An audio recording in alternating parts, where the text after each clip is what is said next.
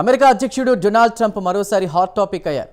విమానం మెట్లెక్కుతూ ఆయన తూలిపడ్డారు. అయితే తరువాత తమాయించుకుని విమానం ఎక్కేశారు.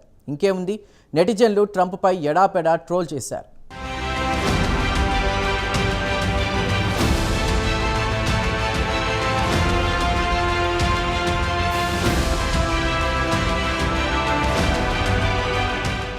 డొనాల్డ్ ట్రంప్ 80లకు దగ్గరలో ఉన్నాడు. అయితే ఈ రోజు ఆయన వ్యవహార శైలి చూసిన వారికి ఆయన వయస్సు గుర్తుకు రాదు. అంత చలాకీగా, అంత హుషారుగా ఉంటారు ట్రంప్. ఆహారపు అలవాట్లు కారణమేమో కానీ ఆయన అస్వస్థతకు గురైనట్టు కూడా ఎప్పుడూ వార్తలు రావు. ఎప్పుడు చూసినా హెల్తీగానే ఉంటారు ట్రంప్.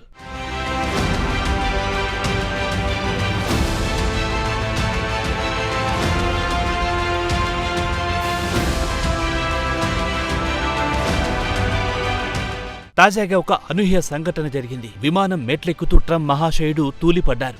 ఈ సంఘటన న్యూజెర్సీలోని మోరిస్టోన్లో జరిగింది. ఇక్కడి విమానాశ్రయం నుంచి విమానం ఎక్కడానికి ఆయన బయలుదేరారు. అయితే విమానం మెట్లెక్కుతుండగా ట్రంప్ తూలిపడ్డారు. అయితే ట్రంప్ వెంటనే తమాయించుకున్నారు. మెల్లిగా మెట్లెక్కి విమానం ఎక్కేశారు.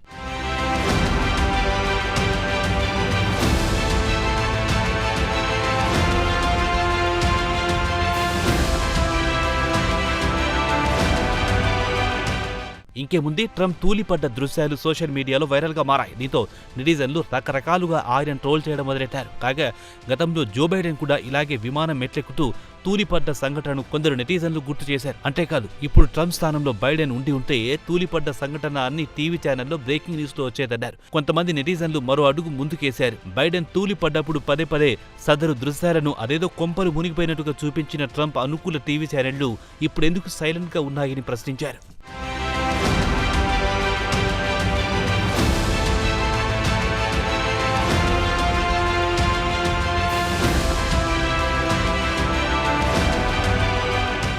కాగా ఇదే విషయమై ఓ నెటిజన్ ఘాటు కామెంట్ చేశాడు.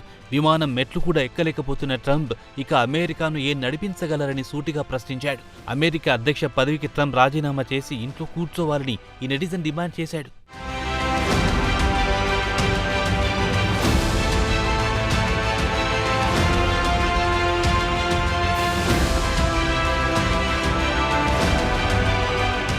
కాగా అమెరికా మాజీ అధ్యక్షుడు జో బైడెన్ జీవితంలో ఇలా మెట్లెక్కుతూ తూలిపడిన సంఘటనలు బోలెడున్నాయి.